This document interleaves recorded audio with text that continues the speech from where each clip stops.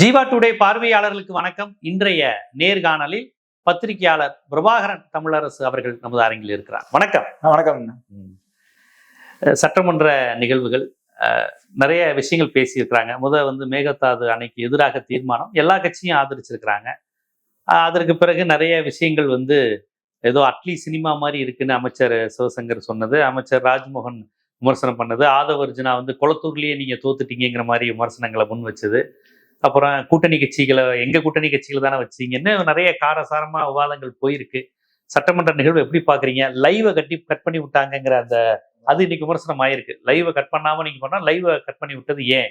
அப்ப வினா விடை நிகழ்ச்சியை பார்க்க கூடாதுன்னு மக்கள் நினைக்கிறீங்க. 3 நாளைக்கு வினா விடையே இல்லைன்னாங்க. இல்ல, வினா விடையே இல்லைன்னாங்க. இன்னைக்கு அந்த இதுலயும் இல்ல, நிகழ்ச்சி நிரல்லையுமே இன்னைக்கு அதை கொடுக்கல. ஆக்சுவலா கவர்னர் தீர்மானத்தின் மீது நன்றி தெரிவிக்கும், அதை கருத்து தெரிவிக்கிறதா. நன்றி தெரிவிக்கிறதுல முதல்வர் நன்றி தெரிவிச்சு பேசியிருக்காரு. அடுத்து ஒரு கட்சி தலைவர்களா பேசுறாங்க. நன்றி தெரிவிக்கல ஒரு கட்சி தலைவர்களும் பேசல. நன்றி தெரிவிக்கல அவங்க தெரிவிச்சு முடிச்சுட்டாங்க. அதற்கு பிறகு இந்த தீர்மானம் முன்வைக்கிறப்போ தீர்மானத்தின் மீதும் பேசப்படுது, கவர்னர் உரை மீதும் பேசப்படுது. அதுல ஒரு தலைவர்களா பேச ஆரம்பிக்கிறாங்க. அதுல இந்த தீர்மானத்துல இவர் தான் ஆரம்பிக்கிறார். அவர் ரவி அவர்கள் தான் ஆரம்பிக்கிறார். துணைத் தலைவர், அவை பேரவை துணைத் தலைவர்னு சொல்லி ரவி தான் அவர் ஆரம்பிக்கிறப்ப கட் பண்ணவங்க தான். அதற்கு பிறகுதான் இந்த தீர்மானத்தின் மீதான ஆதரவு முடிஞ்சப்புறம் விவாதம் நடக்கிறப்பதான் 1.5 மணி நேரம் வரைக்கும் சுத்தமா எந்த இதுவுமே கிடையாது. உள்ள இருக்க செய்தியாளர்கள் வெளியே சொல்றது மட்டும்தான் செய்திகளை ஒழிய அவர்கள் நேரடியாக இந்த வார்த்தையெல்லாம் பிரயோகம் பண்ணாங்க, என்ன பண்ணாங்க, என்ன உடல் மொழி என்ன இருந்தது, சண்டைக்கு யாராவது போனாங்களா, அடிக்க யாரும் பாஞ்சாங்களா, அந்த மாதிரியான எந்த காட்சிகளும் வரல. ஆனா நேற்று முடிஞ்சதுக்கு அப்புறம், ஆளுநர் உரை முடிஞ்சதுக்கு அப்புறம் பேசின அமைச்சர் ராஜ்மோகன் அவர்கள் இதுதான் டிரான்ஸ்பரண்ட் கிளீன் கவர்னன்ஸ் அப்படின்னு சொல்லியிருந்தாரு. அந்த மாதிரி இந்த லைவ் நேரிலே தொடரும், நாங்க முன்மாதிரியானவங்க அப்படின்னு நேற்று தான் பேசினாரு. இன்றைக்கே லைவ் 1.5 மணி நேரம் கட் பண்ணிருக்காங்க. இந்த நிகழ்ச்சியில் இப்ப நம்ம பேசி நீங்க முன் வச்ச எந்த விவாதமே லைவ்ல வரல.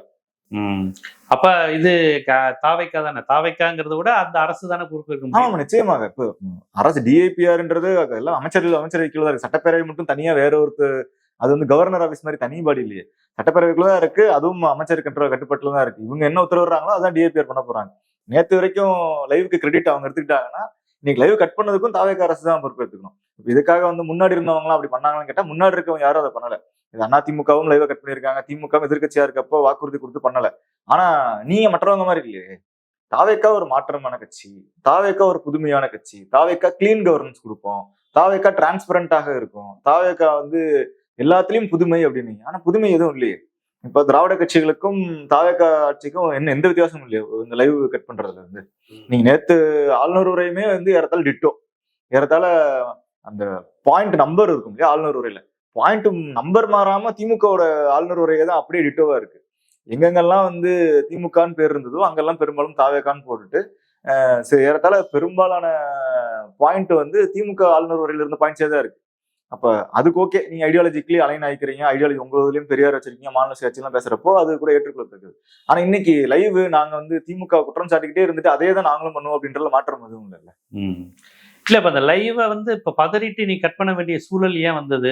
அதை நேற்று வரையும் சொல்லிட்டு விமர்சனம் வந்தாலும் பரவாயில்லன்னு லைவை கட் பண்ண வேண்டிய சூழல் ஏன் வந்துச்சுன்னு பாக்குறீங்க? ஏன் வந்துச்சுன்னா அவங்க அமைச்சர்கள் யாரும் பதில் சொல்வதற்கு தயாராக இல்லை. இன்றைக்கு முன்வைத்த கேள்விகளுக்குமே துறை சார்ந்த அமைச்சர்கள் தான் பதில் சொல்லுவாங்க, அல்லது அந்த மாவட்ட அமைச்சர் பதில் சொல்லுவாங்க. இது 2 நடக்கும்.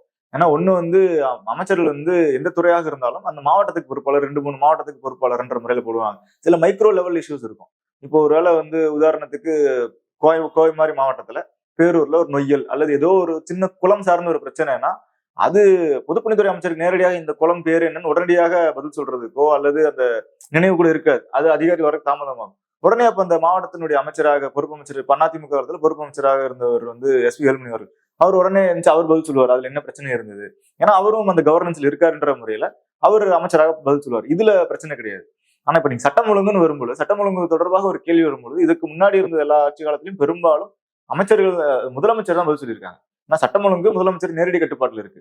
கடந்த முறை ஆணவ கொலைகளாகட்டும் அல்லது சாதி ரீதியான கொலைகளாகட்டும் இல்ல சட்ட ஒழுங்கு பிரச்சனையாகட்டும், பெண்கள் பாதுகாப்பு, இன்னும் சொல்ல போனா கரூர் சம்பவமே சட்ட ஒழுங்கு சார்ந்த சம்பவம் தான். அண்ணா பல்கலைக்கழக மாணவி விஷயமும் ஒரு காவல்துறை சம்பந்தமான ஒரு கிரைம் தான். அதுக்கு முதல்வர் அவர்கள் நேரடியாக விளக்கம் அளிச்சார். துணை முதல்வர் கூட விளக்கம் அளிக்கல. முதலமைச்சர் முன்னாள் முதல்வர் மு.க. ஸ்டாலின் அவர்கள் நேரடியாக விளக்கம் அளித்தார். அண்ணா பல்கலை வழக்கிலும் நேரடியாக பதில் சொன்னாரு. கரூர் சம்பவத்திலும் நேரடியாக என்ன நடந்தது என்று அவர் தான் வந்து அவைக்கு அஜித் குமார் லாக்அப் டெத்துக்கு முதலமைச்சர் தானே சாரி சாரின்னு அங்க சொல்லிட்டு சபையிலயும் பேசுறாரு, என்ன நடந்தது, அது நடவடிக்கை எடுத்துட்டு என்ன நடவடிக்கை எடுக்கப்படும் அவைக்கு வந்து அதுக்கு உரிய அமைச்சர் தான் பதில் சொல்றாரு. ஆனா இன்னைக்கு எந்த கேள்விகள் கேட்டாலும் பெரும்பாலும் அது வந்து ஆதவர்ஜுனா அவர்களும் அமைச்சர் ராஜ்மோகன் அவர்களும் பதில் சொல்லியிருந்திருக்காங்க. இந்த ஓட்டு எண்ணிக்கை சம்பந்தமாக வந்து வாக்குகள் சம்பந்தமாக ஒரு விவாதம் நடந்திருக்கு. அதுல வந்து திமுக பெற்ற வாக்குகளும் தாவேக பெற்ற வாக்குகளும் ஒப்பிட்டு பேசுறப்ப அருண்ராஜ் அவர்கள் அதுக்கு பதில் சொல்றாரு. இப்ப அதுல அவர் ஒரு முதன்மை அமைச்சராக இருக்கார். இது வந்து ஒரு அரசியல் சம்பந்தமானது, ஒரு தேர்தல் எண்ணிக்கை சம்பந்தமானது. அது நீங்க விவாதத்துல முன்னணி அமைச்சர்கள் சொல்லலாம், அமைச்சரா இல்லாத ஒரு எம்எல்ஏ கூட பதில் சொல்லலாம். ஆனா ஒரு அரசாங்கம் சார்ந்து நிர்வாகம் சார்ந்து வந்த அந்த டிபார்ட்மெண்ட் அமைச்சர் பதில் சொல்லணும் அல்லது மாவட்ட அமைச்சர் பதில் சொல்லணும். இது ரெண்டுக்குமே சம்பந்தம் இல்லாம எல்லா கேள்விகளுக்கும் இரண்டு அமைச்சர்களே பதில் சொல்றது அப்படின்றது வந்து மற்ற அமைச்சர்கள் இன்னும் பழக்கப்படலை. அது வந்து எக்ஸ்போஸ் ஆயிருமோ அப்படின்ற ரீசன் தான் தென்படுது. ஏன்னா மேகதாது விஷயத்துல பதில் பேச வேண்டியவர் வந்து புசியானந்த் அவர்கள் பேசணும். 2500 ரூபாய் மகளிர் உரிமை தொகை வந்து நீங்க கொடுக்குறேன்னு சொன்னீங்களே, கொடுக்கல அப்படின்னு சொல்றப்போ அதுக்கு உரிய அமைச்சர் பதில் சொல்லணும். இப்ப அதுக்கெல்லாம் பதில் சொல்லாம வெறும் 2 இதுக்குமே வந்து ஆதவர்ஜுனா அவர்களும் ராஜ்மோகன் அவர்கள் மட்டுமே தான் வந்து முழுமையாக பேசியிருந்திருக்காங்க. கூடுதலாக ஒரு சில விஷயங்களுக்கு அருண்ராஜ் அவர்கள் பேசியிருக்காரு. அப்ப மற்ற அமைச்சர்கள் எல்லாம் இதெல்லாம் எக்ஸ்போஸ் ஆகும் அப்படின்னு லைவ் கட் பண்ணி இருந்திருக்கலாம். ஏன் மற்ற அமைச்சர்கள் அமைதியாக இருக்காங்க? முதல்வருடைய உரையே வந்து நீங்க ரிட்டன் ஃபார்மேட் வேற, நீங்க எழுத்து வடிவில் எழுதுறப்போ கீழ்காணும் திருத்தங்களை நாங்கள் செய்கிறோம் அப்படின்றது வாசிக்கிறப்ப நீங்க சொல்லுவீங்க. வாசிக்கிறப்ப அப்படி இருக்கும். ஏன்னா அது படிக்கிறவங்களுக்கு இந்த திருத்தம் எல்லாம் பண்ணியிருக்காங்க டாக்குமெண்டா படிக்கிறது. அப்ப நம்ம பேசுறப்போ என்ன சொல்லுவோம்னா அதை அப்படியே படிக்க மாட்டோம். இந்த மாதிரி அடுத்து வரப்போற இந்த கீழ் குறிப்பிட்ட அப்படிதான் மாத்தி சொல்லணும். அப்பதான் புரியும். அதுதான் பேச்சு வழக்கு. அது எழுத்து வழக்குலயே பேச முடியாது.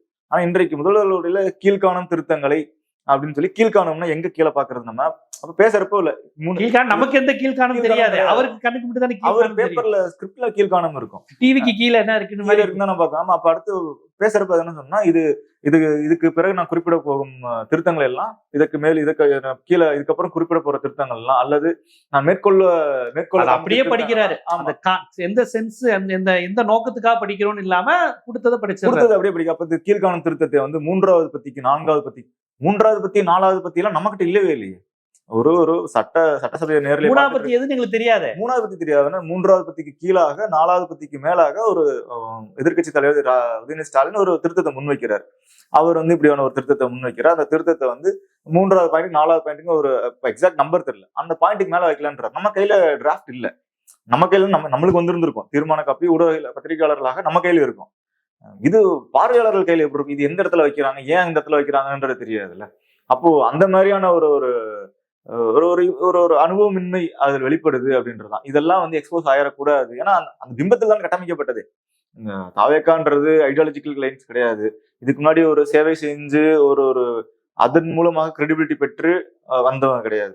ஒரு விஜய் அவர்கள் அப்படின்றவர் ஒரு மாஸா கிரியேட் ஆகிறாரு, ஒரு லீடரா அவர் பார்க்கப்படுறாரு. அவர் வந்தா செய்வாங்க. அவர் இது வரைக்கும் என்ன செஞ்சாருன்றத வச்ச நம்பிக்கை இல்லை, இவரு எனக்கு பண்ணுவாரு அப்படின்ற ஒரு நம்பிக்கையில 1,75,00,000 மக்கள் வாக்களிச்சிருக்காங்க. அப்ப அந்த நம்பிக்கையை காப்பாற்றணும் இல்லையா? அப்ப நம்பிக்கைக்கு நீங்க தான் சொல்லணும், நான் இதுக்கு பொறுப்பெடுத்துக்கிறேன் அல்ல இதுக்கு என்ன நடந்தது. இப்ப உங்க சொல்றாங்க எதிர்கட்சிகள் இது குற்றம் சாட்டியிருக்காங்க, 1 மாதத்தில் 120 சம்பவங்கள் நடந்திருக்கு, பாலியல் குற்றங்கள் 40க்கு மேல நடந்திருக்கு அப்படின்றாங்க. அப்போ இது இவ்வளவு நம்பர்ஸ் என்ன காரணம்? அப்போ ஒருவேளை குறைஞ்சபட்சம் கடந்த ஆட்சியிலும் நடந்திருக்கு, டேட்டா எல்லாம் வச்சு முன் வச்சிருந்திருக்காங்க. நீங்க போல சொல்லலாமே இது ஒன்றும் வந்து அதிகரிச்சது எக்ஸாஜிரேட்டட் கிடையாது, இது சராசரியான கிரைம் டேட்டா. இது ஒருவேளை இந்த கிரைம்லாம் நடந்திருக்க கூட தவிர்த்திருக்க வேண்டியது அரசுடைய பொறுப்பு தான். இருந்தாலும் இதை நீங்க எக்ஸாஜிரேட் பண்ணி சொல்ற அளவுக்கு கிடையாதுன்ற ஒரு புள்ளி வரும் சொல்லணும். இப்போ கடந்த ஆண்டு பார்த்தோம்னா இவ்வளவு கொலைகள் நடந்திருக்கு, இவ்வளவு பாலியல் குற்றங்கள் நடந்திருக்கு. அதுக்கு முந்தின வருஷம் பார்த்தோன்னா இவ்வளவு பாலியல் குற்றங்கள் நடந்திருக்கு. அதை ஒப்பீட்டு அளவுல பார்க்கும்போது இது வந்து கம்மி தான் அப்படின்னு ஏதோ ஒரு டேட்டா, அது மேனுஃபேக்சர் டேட்டாவா கூட இருக்கும். ஏன்னா சில நேரம் வந்து நம்ம வசதி கட்டுற மாதிரி எல்லா அரசுகளும் பண்ணியிருக்காங்க தான். அதிமுக அரசும் செஞ்சிருக்கும், திமுகவும் செஞ்சிருக்கும். சில நேரம் வந்து நேஷனல் ஸ்டாட்டிஸ்டிக்ஸ் எடுத்து வந்து சொல்லுவாங்க இந்த என்சிஆர்பி டேட்டா படி அப்படின்னு திடீர்னு எடுப்பாங்க. திடீர்னு வந்து ஸ்டேட் கிரைம் ரெக்கார்ட் டேட்டா படிப்பாங்க. இங்க ஸ்டேட் கொடுக்கறதா என்சிஆர்பி போட போகுது. மேபி அவங்க வந்து சில வகைராக்கள் பிரிக்கிறப்போ அதுல கரெக்டா நம்பர்ஸ் மாறும், கொஞ்சம் மிஸ்மேட்ச் ஆகும். அப்ப வசதி கேட்ட டேட்டாவை எடுத்து வச்சு பேசுறதுதான். அப்ப அப்படியான டேட்டா கொடுக்கறப்பதான் நீங்க மக்களுக்கு நம்பிக்கை பெற முடியும். அப்ப அந்த நம்பிக்கையெல்லாம் பெறவே மாட்டோம், நாங்க பேசவே மாட்டோம் அப்படின்றது இந்த பேச்சு தொடர்பாகவும் கேள்வி எழுப்பப்பட்டிருக்கு. முதல்வர்களுக்கு பதில் சொல்லவே மாட்டேன்றாரு அப்படின்றப்ப அது அப்படியே அரசியல் ஆஸ்டின் கேட்கிறாரு. இவரும் சிவசங்கர் அவர்களும் அதை பத்தி பேசியிருக்காரு. ஆஸ்டின் அவர் குறிப்பிடுறப்போ இல்ல குளத்தூர்ல நாங்க பேசி என்ன நடந்தது இல்ல அப்படின்னு தெரியும்னா, அப்ப நீங்க இப்ப சட்டமன்றத்துல பேசுறதுனால என்ன ஆக போகுது?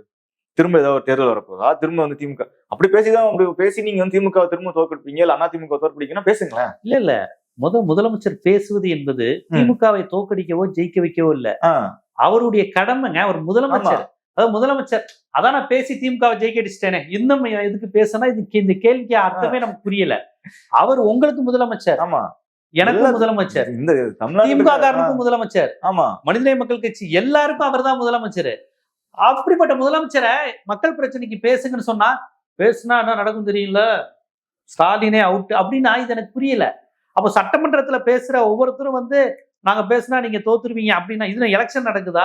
இல்ல இந்த டோனே எனக்கு புரிஞ்சுக்க முடியல. இன்னும் பிரச்சார மோட்லயே தான் இருக்காங்க, இன்னும் தேர்தல் மோட்லயே தான் இருக்கு, கவர்னன்ஸ் மோட் ஷிஃப்ட் ஆகல அப்படின்றதா இல்ல. இப்ப நிர்வாகத்துக்கு அவர் பேசணும்லங்க. நீங்க ஸ்டாலினை தோக்கடிங்க, உதயநிதியை தோக்கடிங்க, துரைமுருகனை தோக்கடிங்க, ட்ரம்ப்ப கூட தோக்கடிங்க, என்ன சொல்றீங்க? நீங்க அவ்வளவு வலு இருக்கு உங்களுக்கு. சரி, இப்ப நீங்க முதலமைச்சர் ஆயிட்டீங்க சார், அதான் நீங்க வந்துட்டீங்கல்ல. இப்ப நம்ம இப்ப பேசுங்கன்னு சொன்னா நாங்க பேசுனா என்ன நடந்துச்சு தெரியுது இல்லைன்னா அது எனக்கு இது எப்படி மக்கள் புரிஞ்சுக்குவாங்க? அதான் எங்க சட்டமன்றத்தையுமே வந்து பிரச்சார கூட்டமா பார்த்துருக்கேன். நம்ம வந்து திருச்சி கூட்டத்தில் நன்றி தெரிவிக்கும் கூட்டத்தையும் வந்து தேர்தல் பிரச்சாரம் மாதிரி பேசினாங்க அப்படின்னு விமர்சனமாக்கப்பட்டது.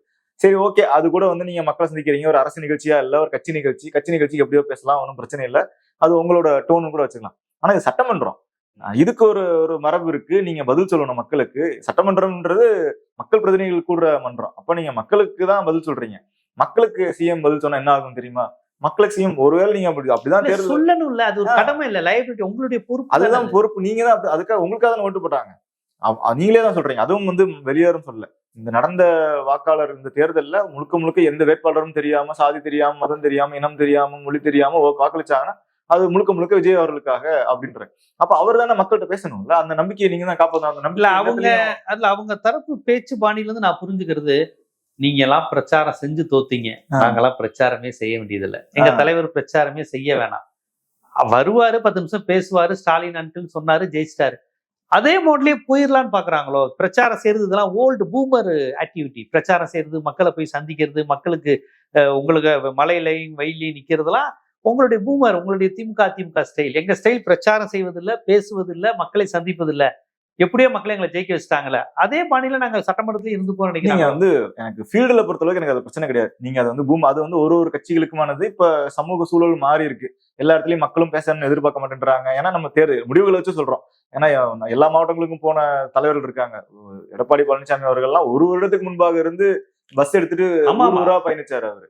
ஸ்டாலின் அவர்கள் ஜனவரி மாதத்துல இருந்து பல்வேறு அதிக தொகுதி எடப்பாடி தான் பிரச்சாரம். அவர் பஸ் எடுத்துட்டு ஒரு வருஷம் பஸ் எடுத்துட்டு பயணிச்சாரு. இடத்துல ஃபியூலுக்கு ஏதாவது வந்து லைபிலிட்டி போடுறாங்க, நீங்க அதிகம் கார் வச்சிருக்கீங்க, அதிகம் ஃபியூல் பயன்படுத்துறீங்கன்னு ஏதாவது கட்டுப்பாடு போட்டாங்கன்னா அது முதல்ல எடப்பாடி பழனிசாமி அவர்கள் தான் சேரும். ஏன்னா அவர் பஸ் எடுத்துட்டு ஒரு வருஷம் சுத்தினாரு. சோ இப்ப நம்ம தேர்தல் சார்ந்து நீங்க அப்படி முடிவு எடுக்கிறீங்க, அதெல்லாம் மாறி இருக்கு, கலச்சூழல் மாறி இருக்குன்னு ஒன்றும் பிரச்சனையும் கிடையாது. ஆனா இது அசம்பிளி, இதுல நீங்க வந்து ஸ்ட்ராட்டஜி பின்பற்றுறோம், இதுல வந்து குறைவான அளவு பேசினா போதும் அப்படிலாம் பார்க்க முடியாது. ஏன்னா இது மக்கள் பிரச்சனை பேச வேண்டிய இடம், நீங்க மக்கள் பிரச்சனையை உள்ள வந்துட்டீங்க. இதனால வந்து லாப நஷ்டம் இது எல்லாத்தையுமே தேர்தல் உத்தியா பார்க்க முடியாது, எல்லாத்தையுமே வாக்குகளாக பார்க்க முடியாது அப்படின்றான். இந்த அசம்பிளிக்குள்ள வந்ததுக்கு பிறகு எல்லாத்தையும் எப்படி நீங்க வாக்குகளா பார்ப்பீங்க? மேகதாது இஷ்யூ மாநில உரிமை சார்ந்த பிரச்சனை, அதுக்கு தான் நீங்க தீர்மானம் நிறைவேற்றுறீங்க, அது சார்ந்துதான் வந்து விவாதம் நடக்குது. சட்டம் ஒழுக்குன்றது மாநில பிரச்சனை சார்ந்து, இது வந்து தாவேகா கட்சி சார்ந்ததோ, தாவேகா வெற்றிக்காகவோ இல்ல திமுக வெற்றி சார்ந்ததோ கிடையாது. இப்ப மேகதாது பிரச்சனை சார்ந்தவா தீர்மானம் நிறைவேற்றப்பட்டிருக்கு. இந்த மாதிரியான தீர்மானங்கள், பல தீர்மானங்கள் தமிழ்நாடு சட்டமன்றம் பார்த்திருக்கிறது. இந்த மாதிரி ஏகோபித்த அனைத்து கட்சிகளின் ஆதரவை பெற்று நிறைவேற்றப்பட்ட தீர்மானங்கள் ஏராளம் உண்டு. ஆனா அந்த தீர்மானங்கள் எல்லாமே வந்து செல்லுபடியானதா அப்படின்னு கேட்டா பெரும் கேள்விக்குறிதான். நம்ம காவேரி நதிநீர் பிரச்சனைக்கு எதிராக பல்வேறு தீர்மானங்கள் அதிமுக காலத்திலும் திமுக காலத்திலும் போட்டு வந்திருக்காங்க. 7 பேர் விடுதலைக்கு வந்து அவ்வளவு தீர்மானம் நிறைவேற்றப்பட்டிருக்கு. இந்த மாதிரி அடுக்கிக்கிட்டே போலாம், நம்ம எவ்வளவு தீர்மானம் நிறைவேற்றிருக்காங்கன்னு. முல்லை பெரியார் பிரச்சனை தொடர்பாக 2 கட்சிகளுமே வந்து மாநில உரிமை சார்ந்துதான் தீர்மானம் நிறைவேற்றிருக்காங்க. ஆனா இது எதுவுமே வந்து ஆன் பேப்பர் நிறைவேற்றலாம், அது ஒரு வடிவம், போராட்ட வடிவம் தான். ஆனா நீங்க சட்ட ரீதியாக போய் சந்திச்சு போராடி வெற்றி பெற்றுதான் நின்று இருக்கு. நம்ம சட்டமன்றத்தில் நிறைவேற்றப்பட்ட பில்ல வந்து ஆளுநர் அவர்கள் ஒப்புதல் தரலன்றப்போ அது உச்சநீதிமன்றம் வரை போராடி தான் நம்ம பெற்று வந்திருக்கோம். ஆமா, காவேரி மாநில சட்டமன்றத்துக்கான இறையாண்மை எப்போதுமே டெல்லி கொடுப்பதில்லை அப்படிங்கிறது நம்ம வருத்தத்தோட பதிவு செய்யணும். அது அதிமுக ஆட்சியோ திமுக ஆட்சியோ, மாநில சட்டமன்றத்தை அவங்க பெரிய லெவல்ல அந்த தீர்மானத்துக்கு ஒரு பெரிய வெயிட் உண்டு. நம்மளுடைய இறையாண்மைங்கிறது அதுதான். ஏன்னா மக்களால் தேர்ந்தெடுக்கப்பட்ட அரசு அது. மக்களுடைய எண்ணங்களை ஆனா பிரதிபலிக்கிறது வந்து அது அசால்ட்டா யாருன்னே தெரியாத ஒரு ஆளுநர் வந்து முடக்கிட்டு போயிருவாரு. தமிழ்நாட்டுக்கு தொடர்பு இல்லாதவர். அது எப்பவுமே அப்படிதான் நடக்குது. இப்ப ஆனா நம்ம இந்த இதுக்கு முன்னாடி இந்த மாநில கட்சிகள் அதிமுக காவேரி தீர்ப்பாணையத்துக்கு வந்து உச்சநீதிமன்றம் வரை போய் சண்டையிட்டு தான் காவேரிக்கு நீதி வாங்குறாங்க. திமுக இந்த பில்லுக்கு வந்து கவர்னர் தரமாட்டோம்னு ஆளுநருக்கு எதிராக சமர் செஞ்சுதான் உச்சநீதிமன்றம் வரை போராடி அவர் ஒப்புதல் தராட்டி இந்த பில் எல்லாத்தையும் நீங்க ஒப்புதல் கொடுத்ததாக கணக்கு எடுத்துக்கொள்ளலாம் அப்படின்னு உச்சநீதிமன்றம் தீர்ப்பு கொடுக்குது. அப்படி போராடி உரிமைகளை பெறுறோம். அப்போ இது எல்லாமும் தெரிஞ்சுதான் தாவேக உள்ள வர்றாங்க. இதுக்கு முன்னாடி திமுக இருந்தாலும் திமுக அதிமுக இருவரும் இதெல்லாம் தெரிஞ்சனாலதான் ஒரு முறையும் தீர்மானம் நிறைவேற்றி விட்டு அந்த தீர்மானத்தோடு சேர்த்து இந்த தீர்மானத்துக்கு எந்த நடவடிக்கை எடுக்கப்படாட்டி சட்ட ரீதியாக நடவடிக்கை எடுக்கிறதுக்கும் ஒப்புதல் வாங்குவாங்க. இந்த முறை சட்ட ரீதியாக என்ன நடவடிக்கை எடுக்க போறோம் அப்படின்றது தொடர்பாக எந்த பேச்சும் கிடையாது. இனி ஒண்ணு அனைத்து கட்சி கூட்டம் கூட்டிதான் அடுத்தடுத்த போராட்ட வடிவங்களை முன்னாடியே முதல்ல வந்து முதல்வர் அவர்கள் டீலிமிட்டேஷன் பில் என்ன பண்ணாங்க, அனைத்து கட்சி கூட்டத்தை கூட்டுறாங்க. இது சட்டமன்றத்துல பாஸ் பண்றதோ இல்ல சட்டமன்றத்துல எந்த கட்சியும் டீலிமிட்டேஷனுக்கு ஆதரவு தெரிவிக்கிறது இல்லை, அது வேற கதை. சட்டமன்றத்தில் நிறைவேற்றதுக்கு பிறகும் நீங்க அனைத்து கட்சி கன்சென்சஸை பில்ட் பண்ணுவாங்க. பில்ட் பண்ணி ஒரு ஸ்ட்ராங் கிரவுண்ட்ல ஒரு ஃபைட் இருக்கும். உச்சநீதிமன்றம் வரைக்கும் நீதிமன்ற லீகல் ஃபைட் இருக்கும். ஒரு மினிஸ்டரே நேரடியாக போய் அங்க ரெப்ரஸன்டேஷன் வைப்பாங்க. துறை சார்ந்த அமைச்சர்கள் வந்து மத்திய அமைச்சர்கிட்ட ரெப்ரஸன்டேஷன் வைப்பாங்க. இந்த ஜனநாயக வழி போராட்டங்கள் எல்லாம் வந்து நீர்த்து போகுது அல்லது வந்து பலனளிக்கலன்றப்போ அடுத்து சட்ட ரீதியாக போராட்டத்துக்கு முன்னெடுப்பாங்க.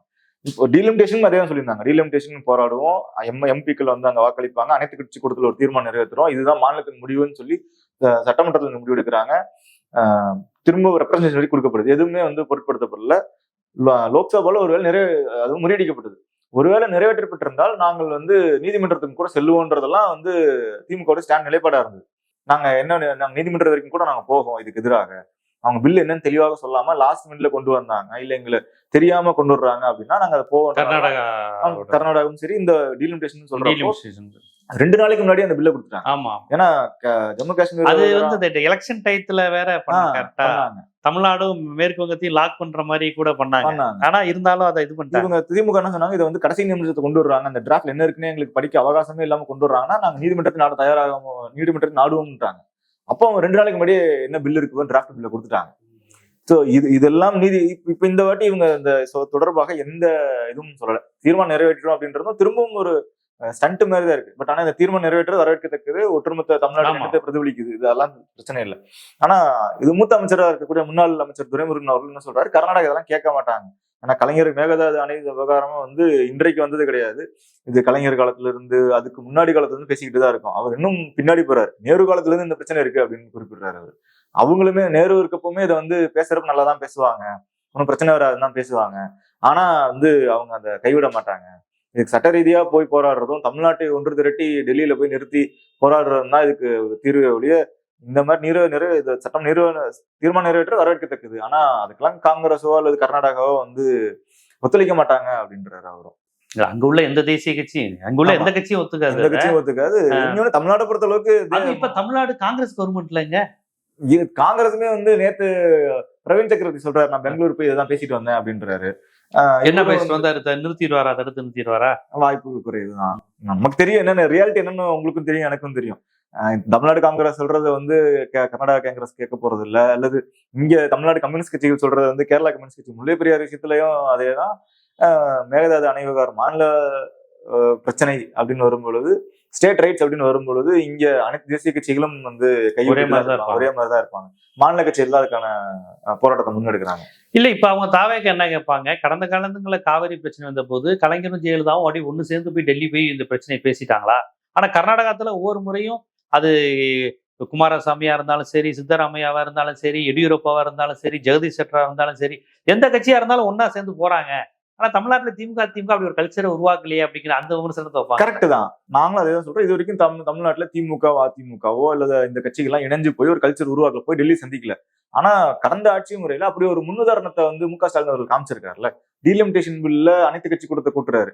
அனைத்து கட்சி கூட்டத்துக்கு பெரும்பாலும் ஆளுங்கட்சி கூட்டுற கூட்டத்துக்கு எதிர்கட்சிகள் சென்றதாக வரலாறு நம்ம இதுக்கு முன்னாடி பார்த்ததில்ல. கலைஞர் அவர்கள் இருக்கப்பவும் சரி, எம்ஜிஆர் அம்மையார் ஜெயலலிதா அவர்கள் இருக்கப்பவும் சரி, அம்மையார் ஜெயலலிதா அவர்கள் அனைத்து கட்சி கூட்டத்தை வந்து ரொம்ப அவங்க கூட்டணி கட்சி கூட்டமா தான் நடத்தி இருந்திருக்காங்க பெரும்பாலும். ஆனா அதுக்கு சென்றது இல்லை. ஆனா கடந்த முறை மு க ஸ்டாலின் அவர்கள் டீலிமிட்டேஷன் தொடர்பாக அனைத்து கட்சி கூட்டத்தை கூட்டுறப்ப அதுல வந்து அதிமுக பாஜக உட்பட அனைவரும் வந்து பங்கெடுத்துக்கிட்டாங்களே. அப்ப அந்த ட்ரெண்ட மாத்தி இருக்காரு, அவர்தான் ஜெயலலிதா. ஆமா அம்மையார் ஜெயலலிதாக்கு பிறகான ஒரு அரசியல் சூழலே இங்க வந்து ஒரு இணக்கமான சூழலை மாற்றி இருக்காரு. ஒரு கன்சென்சஸ் கலைஞர் உடல்நிலை சரியில்லாதப்பெல்லாம் தம்பிதுரை செங்கோட்டையெல்லாம் வந்து பார்த்தாங்க. ஆமா இந்த கலைஞர் சாகிறதுக்கு முன்னாடி ஆமா ஆமா உடல்நிலை சரி, அது வந்து ஒரு பெரிய அதிசயமா பார்க்கப்பட்டது. இல்ல அந்த ஜெயலலிதா கட்சி- இறந்ததுக்கு அப்புறம் ஆ, ஆ. கொஞ்சம் லைட்டா வந்து இதுல என்ன இருக்கு நாகரிக அரசியல்லாம் வந்து பார்க்க ஆரம்பிச்சாங்க. அது இப்ப இன்றுமே நேற்று 2 நாளுக்கு முன்னாடி இவரு நமது முன்னாள் குடியரசு துணைத் தலைவர் வெங்கையா நாயுடு அவர்கள் சென்னையில இருக்க ஒரு தனியார் மருத்துவமனையில உடல்நிலைக்காக சிகிச்சை பெற்று வர்றாரு. ஆராசா அவர்கள் திமுக ஆராசா அவர்களுக்கு நேரில் சந்திச்சுட்டு வர்றாரு, அவருக்கு நலம் விசாரிச்சுட்டு வர்றாரு. எச் ராஜா அவர்கள் உடல்நிலை சரியில்லாதப்போ முன்னாள் முதல்வரா இருக்கப்போ மு க ஸ்டாலின் நேரில் சந்திச்சுட்டு வந்தாரு. இது அம்மையார் ஜெயலலிதா அவர்களுக்கு பிறகான சூழல் வந்து முற்றிலும் மாறி இருக்கு. அது வந்து பில்ட் பண்ணிருக்காங்க இங்க.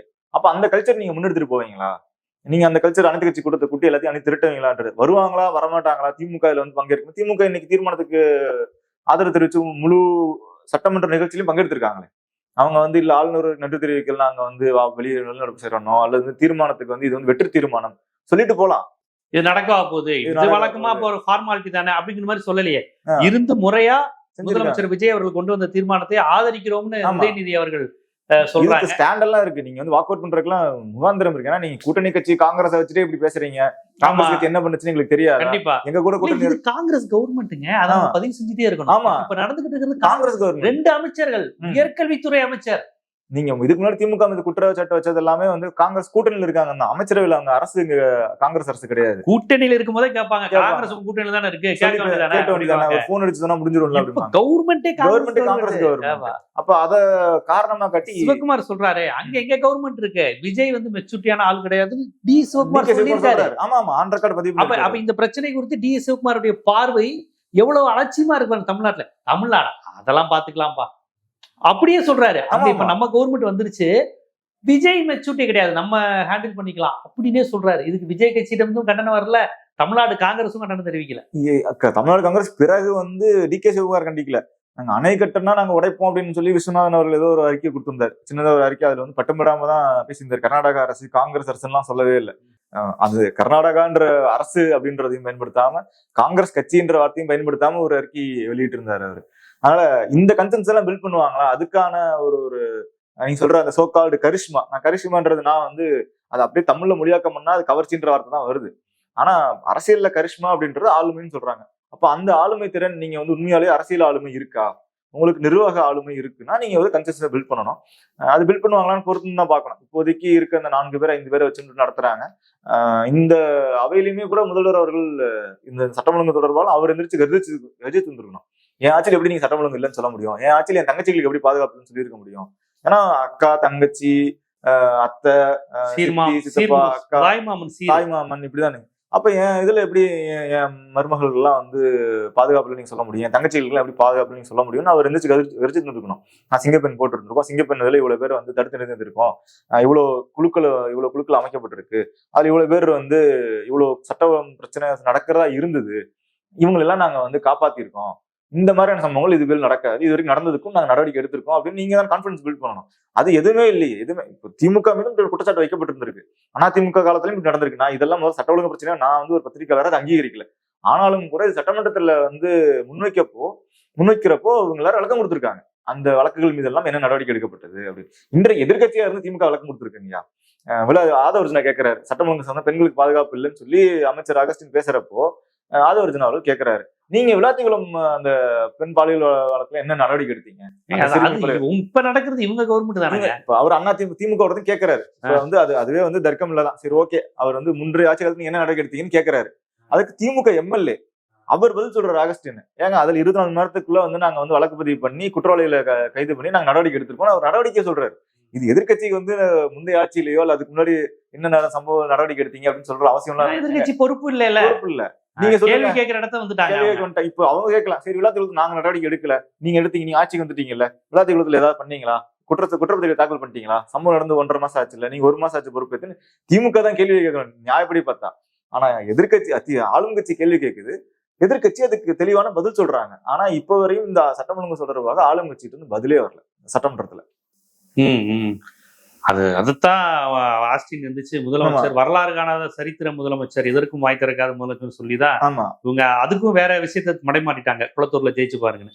இவர் நம்ம முன்னாள் அமைச்சர் சிவசங்கர் அவர்கள் அவர் ஒரு ஏதோ சினிமாவோட அட்லி படம் மாதிரி நீங்க எல்லாம் காப்பி அடிச்சு பண்றீங்க. அதான் நம்ம திமுக அந்த ஆளுநர் உரை தான் சொல்றாரு. ஆளுநர் உரை உண்மையா நான் வந்து பாயிண்ட்ஸ் எடுத்து டேட்டா எடுத்து பாக்கறல அதுக்கு ராஜ்மோகன் கவுண்டர் கொடுத்தாரு. ராஜ்மோகனா ஆமா ராஜ்மோகன் தான் கேக்குறாரு, அட்லிக்கும் அசம்பிளிக்கும் என்ன சம்பந்தம் அப்படின்னு. நான் சட்னி பத்தி கூட தான் பேசுவேன், என்ன நீங்க குறுக்கிடாதீங்கன்ட்டு ஒரு பேசினாரு. ஆனா அவை குறிப்பில் ஏத்துறாங்களா என்னன்னு தெரியல. ஏன்னா ஒரு செங்கோட்டையன் அவர்கள் வந்து ஒரு இது வேற ஒரு அமைச்சர் முன்னாள் எதிர்கட்சியில இருக்க ஒரு வரிசையில் இருக்கவர் வந்து நடவடிக்கைலாம் எடுக்கிறீங்க, இந்த மேகதாது விஷயம் சம்பந்தமாக எந்த மெத்தனை போக்கையும் கடைபிடிக்காமல் இதை சீரியஸா எடுத்து அணுகணும் அப்படின்றாங்க. அந்த மெத்தனை போக்குன்ற வார்த்தையை வந்து நீக்கிடணும் அப்படின்னு சொல்லி செங்கோட்டையன் அவர்கள் சொல்றாரு. எனக்கு கொஞ்சம் இதான் இருந்தது. நான் மேபி அப்படி இருக்கானு தெரியல, மூத்தவர்கள் தான் சொல்லணும். மெத்தனம்ன்றது ஒன்றும் அன்பார்லிமெண்டரி வேர்டு கிடையாது. மெத்தனமா இருக்க கூடாதுன்னு சொல்றாரு. நீங்க மெத்தனமா இருந்துட்டீங்க குற்றச்சாட்டு வச்சாங்கன்னா கூட நீங்க அதுக்கு பதில் அளிக்கலாம். மெத்தனம்ங்கிறது வந்து அவதூறான வார்த்தை கிடையாது, ஆபாசமான வார்த்தை கிடையாது. இல்ல அந்த மெத்தனங்கிறது அலட்சியம் தானே. அலட்சியம் இருக்காதீங்கன்னு தான் சொல்றாரு. நீங்க அலட்சியமா இருந்துட்டீங்க அப்படின்னு குற்றச்சாட்டு வச்சிருந்தா கூட நீங்க நீக்கர்ல வந்து ஒரு ஒரு புரிதல் நமக்கு தெரியுது. ஆனா அந்த வார்த்தையை கூட நீக்கணும் அப்படின்னு சொன்னாரு. அப்படி அவ்வளவு சென்சிட்டிவா இருக்கிறவங்க இப்ப இந்த அட்லியோ இல்ல சட்னியோ எல்லாம் வந்து அவை குறிப்பில் வச்சிருக்காங்களான்னு தெரியல. நம்ம அது அவை குறிப்பை வந்து பதிவேற்றம் பண்ணதுக்கு அப்புறம் தான் பார்க்கணும் என்ன பண்றாங்கன்னு. பார்ப்போம். சட்டமன்றத்தில் ரணகலம், அதாவது எதிர்கட்சி ஆளுங்கட்சி இது மாதிரி நிறைய பார்த்துருக்கோம். இருந்தாலும் வந்து ஆளும் தரப்பிலிருந்து கூடுதலா பதில் வேணும். இப்ப ஜெயலலிதா அம்மையார் எந்திரிச்சுன்னு பதில் சொல்லுவாங்க. ஆமா, அந்த விஜயகாந்த் ஜெயலலிதா சண்டையெல்லாம் எந்திரிச்சுன்னு பதில் சொன்னாங்க. ஏன் யாரோ ஒரு எம்எல்ஏ சொல்லியிருக்கலாம், பால் விலை ஏற்றம் இதெல்லாம் பேசும்போது அவர்கள் எந்திரிச்சு நின்னாங்க. நான் அதுக்கு இதெல்லாம் சொல்லிக்கிட்டு அப்படின்னு யாரையும் பார்த்து இது பண்ணல. கலைஞர் அவர்களை பார்க்கும்போது எதிர்த்து இருக்காங்க. கலைஞர்லாம் பல முறை எதிர்த்து பேசுவது, எதிர்கட்சியினரிடம் ஜாலியரா பேசுவது, தம்பிக்கு தெரியும் அப்படிங்கிறாரு பல முறையெல்லாம். தம்பி தன் துறையை மட்டும் பார்க்கணும், தம்பி துறை அப்படி ஒரு முறை நிறைய கட்டில் அடிச்சிருப்பாரு. தம்பி தன் துறையை மட்டும் பார்க்கணும் அப்படிலாம் சொல்லியிருக்காரு. இந்த இது வந்து அசம்பிளிக்குள்ள பேசிக்கிறதுன்றதே it is knowledge gaining process தான் ஏறத்தால. ஆமா, ஒரு சீனியர் வந்து ஒரு பதில் சொல்றாரு, இல்ல ஒரு முதல்வர் சொல்றாருன்னா முதல்வர் தான் நிறைய டேட்டா இருக்கும். இப்ப நீங்க ஒரு கேள்வி கேட்கறீங்க அப்படின்னா, இப்ப அந்த அகஸ்டின் அவர்களுக்கு சட்டம் ஒழுங்கு சம்பந்தமா டேட்டா கூட இல்லாம இருந்திருக்கலாம். அவர் எடுக்க டேட்டா எப்படி எடுத்திருக்க முடியும்? எதிர்கட்சியா இருக்கவங்க பத்திரிகைகள் வர செய்தியில வச்சு டேட்டா எடுத்திருந்திருப்பாங்க. அந்த டேட்டா வச்சு பேச முடியும், இல்ல எழுத முடியும், இல்ல அதை வச்சு வாதாட முடியும். இப்போ ஒருவேளை முதல்வர் அவர்கள் எந்திரிச்சு இன்னொரு புள்ளிவரத்தை சொல்றாரு அப்படின்னா, இது வந்து அசம்பிளில இருக்கவங்களுக்கும் நாலேஜ் கெய்னிங் தான். ஏன்னா அது வந்து ஆன் ரெக்கார்ட் டேட்டா, சிஎம் சொல்ற டேட்டா, சிஎம் சொல்ற விளக்கம் ஒண்ணு. இரண்டாவது, உங்க கட்சியினருக்கு நீங்க விளக்கணும்ல, உங்க கட்சியினரை நீங்க எஜுகேட் பண்ணணும்ல. உங்க கட்சியினரை வந்து எல்லாரும் அவதூறா பேசுறாங்க, வெளியே வந்து அவங்க டிபேட் பண்ண தெரியலன்னு சொல்றாங்க, அவங்களுக்கு வந்து கண்டென்ட் இல்ல, அவங்களுக்கு வந்து கருத்து சரியா இல்லைன்றாங்க, ஐடியாலஜி இல்லைன்னு பல்வேறு குற்றச்சாட்டுகள் இருக்கு. நீங்க ஆட்சிக்கு வர்ற கூட எம்பவர் பண்ணல, ஓகே, அட்லீஸ்ட் கட்சி ஸ்போக்ஸ் பர்சன் வர்றவங்களுக்கு என்ன லைன் எடுக்கணும்னு பேசுறதுக்கு தெரியணும்ல. நீங்க பதிலே அளிக்கல, டேட்டாவே கொடுக்கலன்னா, இப்ப அந்த டேட்டா ஒரு வேலை அவர் எடுத்து சொல்லியிருந்தாருன்னா இன்னைக்கு சாயங்காலம் டிபேட்ல தாவேகா ஸ்போக்ஸ் பர்சன் அத்தனை பேர் அந்த டேட்டாவை கோட் பண்ணுவாங்க. இவ்வளவு பண்ணிருக்கோம் சிஎம் சொல்லியிருக்காருங்க. ஒருவேளை சிஎம் அவர்கள் வந்து அந்த டேட்டா வந்து மேலோட்டமா கூட குறிப்பிட்டு இதெல்லாம் வந்து அவை குறிப்பில் இருக்குன்னு சொல்லிட்டு போனா கூட அந்த ஸ்பீச் காப்பி எப்படி இன்னைக்கு சாயங்காலம் பத்திரிகைகளை வந்துடும், இல்ல பிரஸ் ரிலீஸா வந்துடும். அப்ப அந்த ஸ்பீச் காப்பியை வச்சு தாவேக்கானர் பேசுவாங்க. அப்ப நீங்க உங்க கட்சியினரையும் இதுல எம்பவர் பண்றதுக்கான ஒரு இதை திமுகவும் அதிமுகவும் தொடர்ச்சியா பண்ணிருக்காங்க. இப்ப யாருக்கு எங்கெல்லாம் கண்டென்ட் ஸ்போக்ஸ் பர்சனுக்கு எல்லாம் வந்து தனியா எழுதி கொடுத்துட்டு இருக்க போறாங்க. ஏதோ ஊர்ல இருந்து எல்லாம் வந்து ஸ்போக்ஸ் பர்சன் வந்து நேரலைகள்ல பங்கேற்கிறாங்க, அங்க ஊர்கள்ல பேசுறாங்க, அவங்க தொலைக்காட்சிகளையோ அந்த பொதுமக்கள் மத்தியில் அவங்க ஆதரவாளர்கள் என்னங்க இப்படி நடக்குன்னு சொல்றாங்களேன்றப்ப அவன் அங்க லோக்கல்ல இருக்க சப்போர்ட்டர்ஸ்ட் அவன் பேசணும். இல்ல அப்படிலாம் இல்லம்மா, இது வந்து அவதூறுன்னு அங்க இருக்கவங்கள்ட்ட சப்போர்ட்டர்ஸ்ட பேசணும், ஆதரவாளர்கிட்ட பேசணும். அதுக்காகவாவது ஸ்பீச் அதுக்கும் உதவும். அப்ப எதுக்குமே உதவாம பேச மாட்டேன் அப்படின்றது இப்ப அவங்களையும் அப்படியே வச்சிருக்கேன், நீங்க எதுவும் பேசாதீங்க, முதல்வர்கள் பேசாதீங்க கூட ரெண்டாவது அது கூட ஓகே. நீங்க துறை சார்ந்த அமைச்சர்கள் அவங்க அந்த அமைச்சர்ல டேட்டாவோட பேசுங்கன்றோம். நீங்க என்ன நடவடிக்கை எடுத்தீங்க அப்படின்னு அவங்க உடனே ஸ்டாலினை தாக்குவது ஜெயிக்க முடியுமா அவங்களால? டிவி விவாதம் இல்லையே. இப்போ ஒரு ஆதவர்ஜன் அவர்கள் பேசுறது கூட நான் ஓகே, அவர் ஒரு மூத்த அமைச்சரா இருக்காரு, 2ஆம் நிலை 3ஆம் நிலை, அவரும் டேட்டாவோட புள்ளி வரும்போது ஒரு எதிரணி ஆற்றிருந்தாருன்னா அந்த எதிரணி வந்து எஜுகேட் பண்ணிருக்கணும் உங்க கட்சிக்காரங்க, உங்க கட்சியும் சேர்த்துதான் அவங்க வந்து இதுல. கலைஞர் அவர்கள் எல்லாம் 40 ஆண்டுகள் 50 ஆண்டுக்கு முன்னாடி சட்டமன்றத்துல பேசுனதை இன்னைக்கும் மேற்கோள் காட்டி பேசுறாங்க. கிட்டப்பா வந்து ஆக்சுவலி அவர் மாயவரம் இறந்து இடைத்தேர்தல் வந்து அவர் கேட்டாராம், மாயவரத்துக்கு ஒரு விமான நிலையம் ஏற்பாடு பண்ண முடியுமான்னு. கிட்டப்பா அது கிட்டாதப்பா, அதாவது நீ கேட்கறது கிடைக்காதுங்கிறத எவ்வளவு நகைச்சுவையா சொல்றாரு. அது இன்னைக்கு வரையும் அது கேள்வி கேட்டவரே ஒரு சிரிக்கிற மாதிரி. அது மட்டும் இல்ல, எதிர்கட்சியினர் காங்கிரஸ்காரங்க எல்லாரையும் ரசிக்கிற மாதிரி. இந்த ஏதோ ஒரு கோவிலுடைய சொத்து என்னன்னா அசையும் சொத்து, அசையா சொத்து இவ்வளவு இருக்கு, அசையும் சொத்து அந்த கோயில உள்ள அந்த கடவுள் தான் அசையாம இருக்குன்னு அப்படி சொல்றது அவங்க கூட ரசிப்பாங்க. இதெல்லாம் கலைஞருடைய உரைகள்ல எவ்வளவோ எதிர்கட்சியினருக்கான பதில் சொன்னது, இதெல்லாம் வந்து நிறைய கடந்த ரொம்ப நல்லா போகலாம். நம்ம ஒரு 2-3 மாசத்துக்கு முன்னாடி இந்த 5000 ரூபாய் மகளிர் உரிமை தொகையை வந்து திமுக அரசு எல்லாத்துக்கும் போட்டாங்க. அது தொடர்பாக விமர்சிச்சு எல்லா கட்சிகளும் பேசிக்கிட்டு இருக்கப்போ பிஜேபி நாயனார் நாகேந்திரன் அவர்கள் அவரும் பேசுறப்போ அவரு அது தொடர்பாக டிவில எங்கேயோ வந்து பேட்டி கொடுத்திருக்காரு அல்லது போனை கொடுத்திருக்காரான்னு தெரியல. நாயனார் நாகேந்திரன் உடனே சிஎம் சொல்றாரு, இல்ல நீ கூட அது வந்து எவ்வளவு பெரிய வேலையை பார்த்துட்டாரு, மோடி மஸ்தான் வேலைன்னு சொல்லியிருக்கீங்க, மோடி மஸ்தானே சொல்லியிருக்கீங்க, வேணா திரும்ப போய் கேட்டு பாருங்க, நீங்க தெரிஞ்சு சொன்னீங்களா தெரியாம சொன்னீங்களான்னு தெரியல, நீங்க தான் சொல்லியிருக்கீங்க மோடி மஸ்தான் வேலையை பார்த்துட்டாங்கன்னு. மோடினா நீங்க பிரதமரை குறிப்பிடுறீங்களான்னு எனக்கு தெரியல அப்படின்னு சொல்லிட்டு உட்காருவாரு. இது வந்து ஒரு சீரியஸான ஒரு டிபேட்டா போல. அதுக்கு வந்து இவரும் சிரிச்சிருப்பாரு, நாயனார் சிரிச்சிருப்பாரு, முதல்வரும் அது ஸ்பான்டேனியஸா இருந்துச்சு பதில் சொல்றாரு. அதே போல சபாநாயகர் அப்பாவு கிண்டலா பேசுவாரு. ஆமா, எதிர்கட்சியினர் பண்ணும்போது நீங்க எது கேக்குறீங்க தெரியுமே, என்ன வெளிநடப்பு செய்ய பிளான் பண்ணி தானே வந்திருக்கீங்க அப்படிங்குவாரு. ஆமா, அது அவங்களே சிரிப்பாங்க எதிர்கட்சியினரே. ஏன்னா மனம் புண்படுற மாதிரி இல்ல வெளிநடப்பு பண்ண முடிவு பண்ணிட்டிய அப்படிங்குவாரு அப்பா. அவரை நீங்க பேசுங்க சரி பேசுங்க, நீங்க பண்ணிதான் சொல்றீங்க அப்படிங்கிற மாதிரி. அப்ப இதுதானே ஒரு பண்பு. அந்த சட்டமன்றங்கிறது எதிர்கட்சிகள்னு எதிரி கட்சிகள் கிடையாது. ஆமா, ஒவ்வொருத்தரையும் மக்கள் தேர்ந்தெடுத்து அனுப்பியிருக்காங்க. எங்களுக்கு திமுக, எங்களுக்கு அதிமுக, எங்களுக்கு விசில்னு மக்கள் அனுப்பியிருக்காங்க. அதுக்கான மரியாதைங்கிறது சட்டமன்றத்துல வேணும்ல. இன்னும் நாயனார் நாகேந்திரன் அவர்கள் இந்த காங்கிரஸ் இதெல்லாம் சிக்கல் போயிட்டு இருக்கு, திமுக காங்கிரஸ் கூட்டணி பேச்சுவார்த்தையில. அப்போ திமுகவை புகழ்ந்து அல்லது ஆட்சியை பத்தி புகழ்ந்து வந்து செல்வபிரந்தை அவர்கள் பேசிட்டு இருப்பார். இவருக்கு நாயனார் நாகேந்திரன் எல்லாத்துக்குமே தெரியும் என்ன சிக்கல் போயிட்டு இருக்குன்னு. நாயனார் நாகேந்திரன் எதிர்க்கட்சி திமுக இருக்கிறவங்களை பார்த்து செய்கை காமிச்சிருவாரு, என்ன பேசுறாரு பாத்தீங்களா அப்படின்னு. அதனால சீட்டு சிக்கல் போயிட்டு இருந்த நேரம் அது. அப்போ இந்த மாதிரியான தருணங்கள்லாம் இருந்த அசம்பிளியில வந்து இப்ப அதெல்லாம் மிஸ் ஆகுது அப்படின்றதா, மிஸ்ஸிங்கா தான் இருக்கு நமக்கு எல்லாத்துக்கும். அதான் நிறைய இருக்கு. பிஜேபி ஃபர்ஸ்ட் 96 வேதநாயகமா யாரோ ஒருத்தர் ஜெயிச்சாரு. அவருக்கு அதிக நேரம் கலைஞர் பேச வாய்ப்பு தரும்போது சொல்லுவாராம், ஒரு ஆளா நிக்கிறாரு, எதிர்கருத்து இருக்கலாம், ஆனா ஒரு ஆளா நிக்கிறாரு, நம்மளாம் நிறைய பேர் இருக்கும், அவர் நிறைய பேசட்டுங்குவாங்க. இதெல்லாம் நம்ம கத்துக்க வேண்டிய பண்பு. ஆமா, உடனே கலைஞர் பிஜேபிக்கு வாய்ப்பு தந்தாரான்னு அர்த்தம் கிடையாது. பிஜேபிக்கும் எதிர்ப்பு தரப்புன்னு ஆமா அவங்க கருத்தை பேசதானே மக்கள் பத்மநாபபுரம் மக்கள் ஓட்டு போட்டு அனுப்பியிருக்கிறாங்க. அவங்க திமுகவுக்கு போடலையே, பிஜேபி தானே போட்டிருக்காங்க. சோ இதெல்லாம் ஒரு அடிப்படையான சட்டமன்ற ஜனநாயக பண்பு இல்லையா? IUML அமைச்சருக்கு வாய்ப்பு கிடைக்கல பேசுறதுக்கு. அதுவும் மேகதாது தொடர்பாக விசிக விடுதலை சிறுத்தைகள் அமைச்சர் கன்னியர்ஸ் அவர்கள் பேசலாம் வாய்ப்பு கிடைச்சிருக்கு. IUML அமைச்சர் ஷாஜகானுக்கு வாய்ப்பு கிடைக்கல. அவர் வெளியே வந்து ஊடகங்கள் சொல்றாரு. இத்தனைக்கும் அவர் தாவேகாவினுடைய தீவிர ஆதரவா இருக்காரு. ஸ்டாலின் வரவே முடியாதுன்னு சவால் விடுறாரு. திமுக துடைத்தெரிவோங்கிறாரு. அவருக்கு சட்டமன்றத்துல இன்னைக்கு அமைச்சரா இருக்காரு, ஆளுங்கட்சியில இருக்காரு. அவருக்கு மேகதாது தொடர்பாக அந்த கட்சிக்கு நேரம் ஒதுக்கல. வெளியே வந்து சொல்றாரு, எனக்கு பேசுறதுக்கு வாய்ப்பு அளிக்கல, இருந்தாலும் நான் மேகதாதுக்கு ஆதரவு தான், வெளியே வந்து தான் சொல்றாரு. அவருமே சட்டமன்றத்துக்குள்ள அவரால் சொல்ல முடியல. பார்ப்போம். சட்டமன்ற ஜனநாயகம், அதாவது திமுக அதிமுக தாவேகா என்பதை தாண்டி சட்டமன்ற ஜனநாயகம் ரொம்ப முக்கியம். அடுத்த தலைமுறை கடத்த பண்ணணும்ல. இப்ப கலைஞருடைய பேசினாரு, எம்ஜிஆர் ஆட்சியில் இப்படி நடந்தது, எம்ஜிஆரே சிரிப்பாராம் கலைஞர் பேசும்போது. அந்த முருகன் வேல் காணா போச்சுன்னு அந்த பால் கமிஷன் இதெல்லாம் நடந்தப்ப, ஓ வேல் மட்டும் தான் காணா போச்சுன்னு நினைச்சேன், முருகனுக்கும் பிரச்சனையா அப்படின்னு கேட்டோன்னே எம்ஜிஆர் சிரிச்சிருவாராம். சிரிச்சுட்டுதான் பதில் சொல்றது. இதெல்லாம் நிறைய சுவாரஸ்யம் நடந்திருக்கு. அதனால இதெல்லாம் வந்து அப்படி இருந்தது. அப்படிப்பட்ட நபர்கள் ஆளுமைகள் உரையாடிய களம் அது.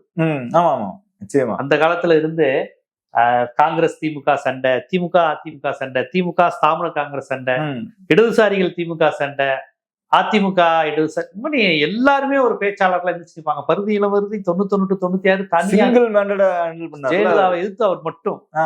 அப்ப அவைத்தலைவர் சேரப்பட்டி முத்தையா நினைக்கிறேன். ஆமா. அதனால அது காளிமுத்து வேற லெவல்ல இருந்தது. 5 வருஷம் ஒரு ஆள நீங்க ஹேண்டில் பண்ணல, சிங்கிள் ஹேண்டரா நீங்க வந்து சண்டை பண்ணணும்ல. ஆமா, எதிர்த்து அவர் துரைமுருக செல்வராஜ் ஜெயிச்சாரு. ஜெயிச்ச உடனே அதிமுக போயிட்டாரு. ஆமா. சோ இந்த மாதிரி சட்டமன்றம் அனலா இருந்தது. அப்ப அந்த அனல்ங்கிறது 2 கட்சியினுடைய பிரதிவாதங்கள் கருத்துக்கள் கேட்க கேட்க மக்களுக்கு புது புது வரலாற்று விஷயங்கள் தெரியும். அப்படியான சட்டமன்றமா இருந்தாதான் ஊடகவியலாளர்களுக்கும் நல்லா இருக்கும், மக்களுக்கும் நல்லா இருக்கும். வருங்கால தலைமுறைக்கும் அது ரொம்ப ஒரு பொக்கிஷமா அமையும். பார்ப்போம். அது மாதிரியான நிலையை நோக்கி நகர்த்துவதில் நம்மை போன்ற ஊடகவியலாளருக்கும் ஒரு பங்கு உண்டு. அதற்கான உரையாடலா அதை இருக்கும்னு நான் நினைக்கிறேன். நன்றி.